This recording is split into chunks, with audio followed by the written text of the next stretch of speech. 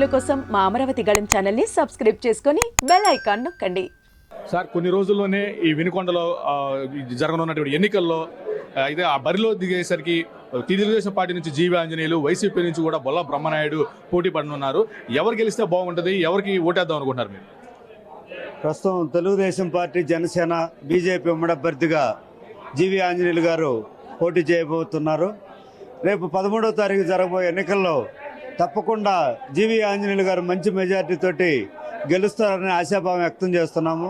మరి గతంలో బ్రహ్మనాయుడు గారిని చూసుకున్నట్లయితే ఎక్కడ అభివృద్ధి లేదు, గ్రామాల్లో ఎక్కడ సీసీ రోడ్లు కానీ, డ్రైనేజ్ కానీ, మరుగుదొడ్లు కానీ ఎక్కడా నిర్మించిన విధానం లేదు. అదిగాక మరి గతంలో అతను పోటీ చేసి ఓడిపోయినప్పుడు కూడా ఎప్పుడు ఎవరికి అందుబాటులో ఉన్నటువంటి వ్యక్తి కాదు. మరి ఈ 5 ఏళ్లలో ఎక్కడ చూసినా గ్రామాల్లో విపరీతమైన తగాదాలు కానివ్వండి, మరి అరాచకాలు కానివ్వండి, మరి తెలుగుదేశం కార్యకర్తలను భయభ్రాంతులకు గురి చేసి గ్రామాల్లో చాలా అరాచక శక్తులు మరి ఏర్పాటు చేసినటువంటి బ్రహ్మనాయుడు మరి భారీ మూల్యం చెల్లించుకోక తప్పదు. మరి రేపు జరగబోయే ఎలక్షన్లో ఆంజనేయులు గారు మంచి మెజార్టీతోటి గెలుస్తాడని ఆశాభావాన్ని వ్యక్తం చేస్తున్నాను. వైసీపీ ప్రభుత్వం ప్రవేశపెట్టిన సంక్షేమ పథకాలను చూసి, జగన్మోహన్ రెడ్డిని చూసి తనను గెలిపిస్తారని కూడా వైసీపీ నేతలు చెప్పుకుంటున్నట్టు పరిస్థితి. మరి గతంలో జగన్మోహన్ రెడ్డి గారు ఒక అవకాశం అని చెప్పి మాయమాటలతో గెలవటం జరిగింది. తర్వాత నవరత్నాలు అనే పథకాలు పెట్టి ఆ నవరత్నాల పథకాల ద్వారా మరి లబ్ధిదారునికి అయితే అందించడం జరిగింది. మరి జరిగిన తర్వాత ఏం జరిగింది?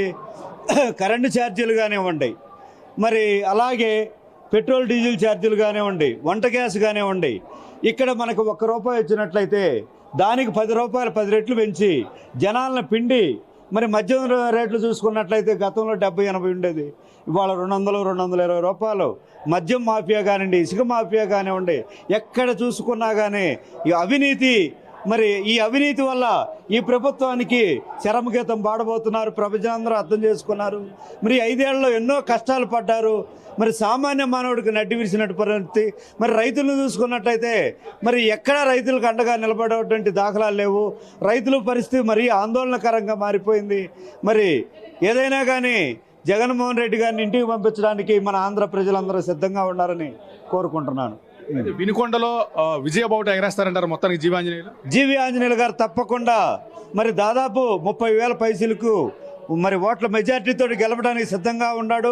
మరి ఇవాళ వైసీపీ వాళ్ళందరూ గ్రామాల్లో వేలాదిగా తరలి వచ్చి తెలుగుదేశం పార్టీలో చేరుతున్నారు. మరి ఇదంతా విజయానికి చిహ్నంగా కనపడుతుంది.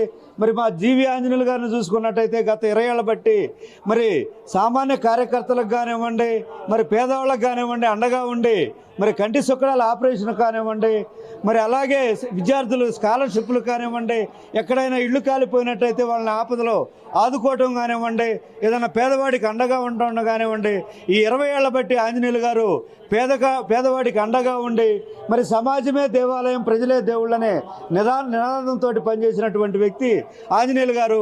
ఇవాళ ఆంజనేయులు గారిని మళ్ళీ కావాలని, మళ్ళీ ఎమ్మెల్యేగా చూడాలని, మరి అనుకూలంగా ఉంటే మంత్రిగా చూడాలని కూడా మనం వినుకొండ నియోజక ప్రజలందరూ కోరుకుంటున్నారు. ప్రధాన కొన్ని రోజుల్లో ఎన్నికలు జరగబోతున్నాయి. ఈ వినుకొండ నియోజకవర్గంలో తెలుగుదేశం పార్టీ నుంచి జీవి ఆంజనేయులు, వైసీపీ నుండి కూడా బొల్ల బ్రహ్మనాయుడు పోటీ పడుతున్నారు. ఎవరికి ఓటేస్తారు, ఎవరు గెలిస్తే బాగుంటుందని భావిస్తున్నారు? జీవి ఆంజనేయులు గారు గత 20 సంవత్సరాల పైనుంచి కూడా శివశక్తి ఫౌండేషన్ ద్వారా పేద ప్రజలకి సుక్కడాలు కానీ, మంచినీటి దాహం తీర్చడం కానీ రకరకాలుగా అన్ని సేవా కార్యక్రమాలు చేసి ఉన్నారు. జీవి ఆంజనేయులు గారు గెలిస్తే బాగుంటుందని మా అందరి నమ్మకం, జనం ఆలోచన కూడా. ఓకే, అయితే ఇప్పుడున్నటువంటి ఎమ్మెల్యే 5 సంవత్సరాల పాటు ప్రజలకు ఏం చేయలేదంటే ఏం చెప్తారు?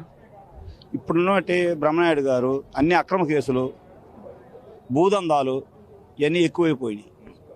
ఇసుక మాఫియా, ఇవాళ సామాన్య వాడు ఇల్లు కట్టుకోవాలంటే అంతకుముందు ఫ్రీగా వచ్చేది, ఇది 1000కో 1500కో ట్రాక్టర్ వచ్చేది.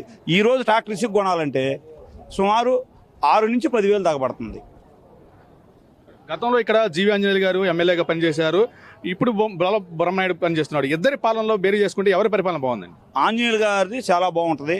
ఆంజనేయులు గారు గత గవర్నమెంట్లో ఉన్నన్నాళ్ళు కూడా సేవా కార్యక్రమాలు చాలా చేశారు, ప్రతి ఊర్లో కూడా పెట్టి చేశారు.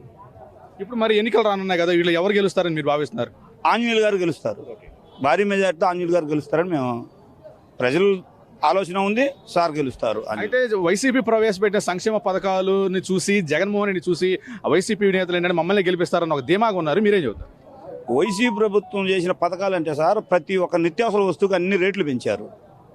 మన దగ్గర నుంచి 100 రూపాయలు లాక్కుంటున్నారు, 2 రూపాయలు కానికేసినట్టు వేస్తున్నారు. అది పేద ప్రజల మీద చాలా భారం పడింది.